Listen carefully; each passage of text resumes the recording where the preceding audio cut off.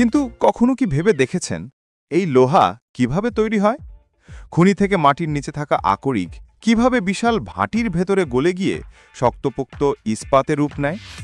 আজকের ভিডিওতে আমরা জানব লোহা তৈরির পুরো যাত্রা, আকরিক থেকে শুরু করে ইস্পাত পর্যন্ত। লোহা পৃথিবীর ইতিহাসে অন্যতম প্রাচীন ও গুরুত্বপূর্ণ ধাতু। প্রায় 4000 বছর আগে মানুষ প্রথম লোহা ব্যবহার শুরু করে। প্রাচীন মিশর, ভারত ও চীনে লোহার অস্ত্র, কৃষিযন্ত্র ও নির্মাণ কাজে ব্যবহার হতো। এতদিনে লোহা মানুষের সভ্যতাকে এমন পর্যায়ে নিয়ে গেছে যেখানে আমরা দাঁড়িয়ে আছি। আজকের দিনে পৃথিবীতে প্রতি বছর প্রায় 2.5 বিলিয়ন টন লোহার আকরিক উত্তোলন করা হয়। এই আকরিক গলিয়ে তৈরি হয় কোটি কোটি টন লোহা ও ইস্পাত, যা দিয়ে গড়ে ওঠে আধুনিক অবকাঠামো। লোহার আকরিক কোথা থেকে আসে?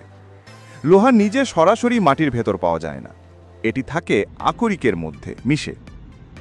সবচেয়ে গুরুত্বপূর্ণ লোহার আকরিকগুলো হল হেমাটাইট, Fe2O3, লালচে